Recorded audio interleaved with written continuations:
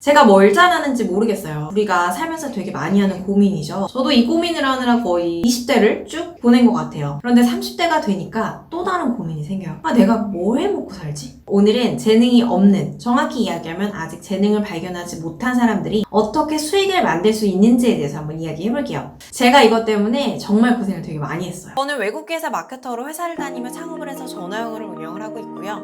작년에는 아기를 낳고 집에서 할 수 있는 제2의 수익 모델을 만들어서 3개월 만에 월급에 준하는 수익을 만들었습니다.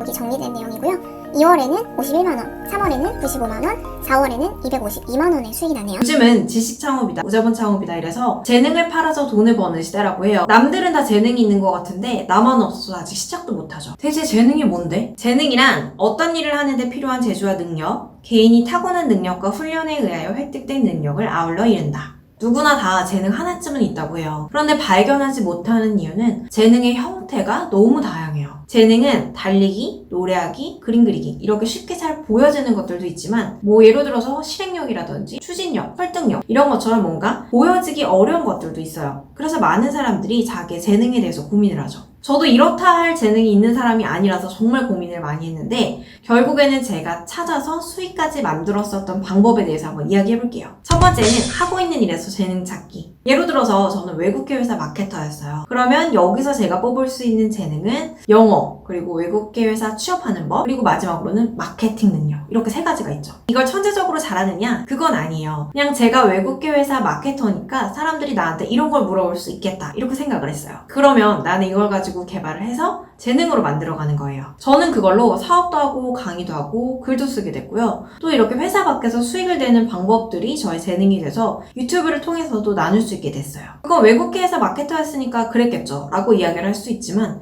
사실 전국에 외국계에서 마케터는 되게 많아요. 모두가 다 똑같이 하지는 않죠. 나는 뭐가 재능인지 모르겠다. 이게 당연해요. 사실 재능을 너무 특별하게 생각하기 때문인 것 같아요. 이미 반짝반짝 빛나는 재능들도 반짝반짝 빛나는 재능들도 있는데 사실 이렇게 캐서 닦아줘야지만 비로소 재능이 되는 경우들이 많아요. 재능의 정의를 봐도 타고난 능력이기도 하지만 훈련에 의해 획득된 능력이기도 하잖아요. 내가 하고 있는 일은 별거 아닌 것 같은데 그런데 나는 이미 그 일을 통해서 돈을 벌고 있잖아요. 내 능력을 돈으로 교환할 수 있다는 거는 내가 어느 정도 그 부분에 있어서 잘하고 있다는 뜻이기도 해요. 나에게 숨겨진 보석을 닦아보세요. 두 번째는 재능이 없어도 할 수 있는 일에서 재능 찾기. 재능을 찾아서 수익까지 만들려면 시간이 걸려요. 그래서 재능이 없어도 할 수 있는 일을 시작하면서 거기에서 재능을 발견하는 방법이 있어요. 제가 소개해드리려고 하는 건 두 가지인데 첫 번째는 정보 큐레이션이에요. 요즘에는 정보가 되게 많죠. 그래서 사람들한테 필요한 게 이제 정보가 아니라 내가 필요한 정보를 모아주는 거예요. 그게 정보 큐레이션이에요. 예를 들어서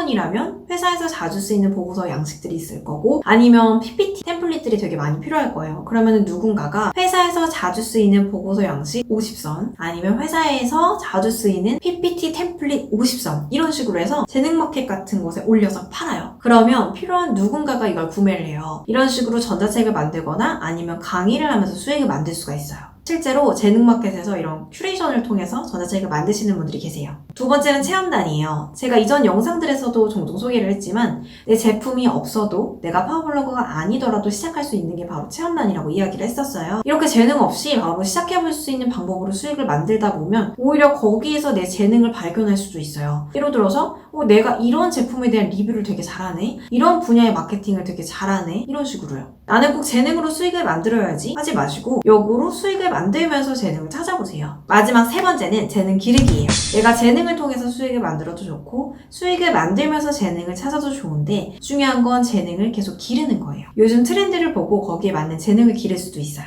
요즘에는 1인 기업이 많으니까 이 홈페이지 만드는 게 많이 필요하겠구나. 그러면 내가 이 홈페이지 만드는 걸 배워서 재능으로 만들어 볼까? 아니면 유튜버들이 많이 늘어나고 있잖아요. 그러니까 편집할 사람들 아니면 자막 타이핑할 사람들이 많이 필요하겠다. 그럼 내가 이걸 배워서 한번 해봐야겠다 라고 생각할 수도 있어요. 타고난 능력을 발견하기는 힘들어도 내가 훈련을 통해서 타고난 타고난 능력을 발견하기는 힘들어도 내가 훈련을 통해서 수익을 만들 정도의 재능을 기를 수 있어요. 지금 제가 영상 촬영에 편집 다 하고 있는데 처음에는 말도 못해, 촬영도 못해, 편집도 못해 정말 힘들었거든요. 그런데 이게 배우면 또 되더라고요. 내가 해보지 않으면 잘하는지 좋아하는지도 알 수가 없어요. 최대한 많이 경험해보고 배우면서 닦아보시는 게 중요해요. 어디서부터 시작하지? 막막하실 땐 내가 가지고 있는 것 안에서 한번 잘 들여다보세요. 재능을 발견하기 위해서 고민하지 마시고 내가 가지고 있는 것들을 잘 닦다 보면 내 안에 값진 보석을 만들 수 있게 되실 거예요. 저도 계속 같이 닦는 것으로. 오늘도 들어줘서 고맙습니다.